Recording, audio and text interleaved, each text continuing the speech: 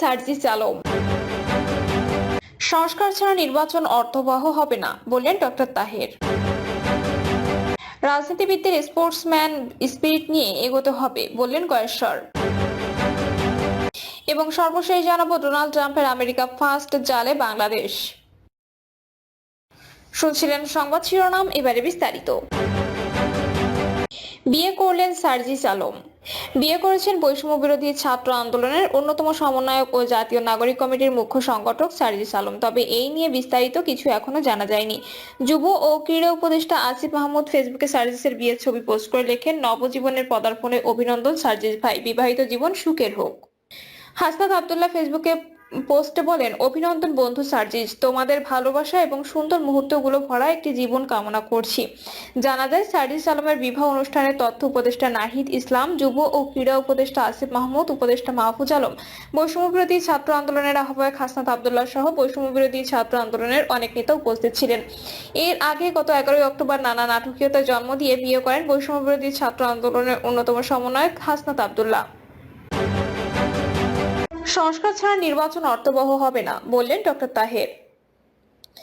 জামায়াত ইসলামীর নায়েবে আমির ডক্টর সৈয়দ আব্দুল্লাহ মোহাম্মদ তাহের বলেছেন, সংস্কার ছাড়া নির্বাচন কোনোভাবে অর্থবহ হবে না। দেশের রাজনৈতিক সংকট সমাধানে সংস্কার জরুরি।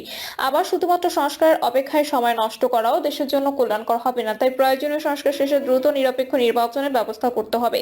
ডক্টর তাহের বলেন, 5ই আগস্ট আধিপত্যবাদের পরাজয়ের মাধ্যমে দেশের মানুষের নতুন করে মেরুদণ্ড সোজা করে দাঁড়িয়েছে। স্বৈরাচারের পতনের মাধ্যমে বাংলাদেশের দ্বিতীয়বার স্বাধীনতা অর্জন করেছে। তবে এখনো স্বাধীনতা ধ্বংসের ষড়যন্ত্র চলছে এবং প্রতিবেশী একটি রাষ্ট্র আবারও নেপথ্যে ভূমিকা রাখছে। যারা বিদেশি সহযোগিতা ক্ষমতায় যেতে চায় তাদের এদেশের মানুষ প্রত্যাখ্যান করবে। তিনি বলেন, দেশের নতুন স্বাধীনতা রক্ষায় জাতীয় ঐক্য গড়ে তুলতে হবে। বিএনপি ও জামায়াতের এমন কোনো পদক্ষেপ নেবে না যা জনগণের ঐক্যে ফাটল সৃষ্টি করতে পারে। রাজনীতিবিদদের স্পোর্টসম্যান স্পিরিট নিয়ে এগোতে হবে বললেন গয়েশ্বর। বিএনপির স্থায়ী কমিটির সদস্য গয়েশ্বরচন্দ্র রায় বলেছেন, রাজনৈতিক দলের নেতাদেরকে স্পোর্টসম্যান স্পিরিট নিয়ে এগোতে হবে। গয়েশ্বর বলেন, ক্রীড়া প্রতিযোগিতায় একাধিক জন অংশ নিয়ে কেউ প্রথম, কেউ দ্বিতীয় এবং কেউ তৃতীয় স্থান অধিকার করেন। এ নিয়ে তাদের মধ্যে হানাহানি মারামারি হয় না। এটাই স্পোর্টসম্যান স্পিরিট। রাজনৈতিক দলের নেতাদেরকে বলবো, সবাই স্পোর্টসম্যান স্পিরিট নিয়ে এগোবেন। জনগণের ভালোবাসা অর্জনের মধ্য দিয়ে কেউ জয়ী হবেন, কেউ পরাজিত হবেন। কখনো জোর করে সুনাম অর্জন করতে যাবেন না। জনগণকে বঞ্চিত করে সুনাম অর্জন করা যায় না। ডোনাল্ড ট্রাম্পের আমেরিকা ফার্স্ট জালে বাংলাদেশ। আমেরিকা ফার্স্ট এই নীতিকে সামনে রেখে প্রায় সব বৈদেশিক সহায়তা কর্মসূচি স্থগিত করার নির্বাহী আদেশ জারি করেছে দেশটির নবনির্বাচিত প্রেসিডেন্ট ডোনাল্ড ট্রাম্প। আপাতত 3 মাসের জন্য স্থগিতাদেশ দেওয়া হলেও বাংলাদেশ চলমান শতাধিক প্রকল্পে এর প্রভাব পড়তে যাচ্ছে। এর ফলে বাংলাদেশে খাদ্য নিরাপত্তা, স্বাস্থ্য, সুশাসন, শিক্ষা ও পরিবেশ সংরক্ষণ সহ বিভিন্ন খাত যেমন ক্ষতির মুখে পড়তে যাচ্ছে, তেমনি পড়তে যাচ্ছেন সংশ্লিষ্ট প্রকল্পগুলোতে কর্মরত কর্মীরা। তবে রোহিঙ্গাদের খাদ্য ও পুষ্টি কার্যক্রমের অর্থায়ন বজায় রাখবে বলে জানিয়েছেন বাংলাদেশের প্রধান উপদেষ্টা প্রেস উইং। বাংলাদেশ সহ বিশ্বব্যাপী যুক্তরাষ্ট্রের সহায়তার উল্লেখযোগ্য অংশ পৌঁছায় United states agency for international development বা ইউএসএইড এর মাধ্যমে। সংশ্লিষ্টদের তথ্য মতে 2017 সাল থেকে রোহিঙ্গা সংকট মোকাবেলায় $2.5 মিলিয়ন বেশি মানবিক সহায়তা প্রদান করেছে যুক্তরাষ্ট্র। এছাড়াও গত 50 বছরে জনস্বাস্থ্য, শিক্ষা, জ্বালানি, পরিবেশ, খাদ্য নিরাপত্তা, প্রাকৃতিক দুর্যোগ মোকাবেলা এবং আরও অনেক ক্ষেত্রে $8 বিলিয়ন বেশি সহায়তা দিয়েছে যুক্তরাষ্ট্র। সর্বশেষ 2021 সালে বাংলাদেশকে $500 বিলিয়ন, 2022 সালে $470 বিলিয়ন, 2023 সালে $490 বিলিয়ন এবং 2024 সালে $450 মিলিয়ন সহায়তা দিয়েছে দেশটি।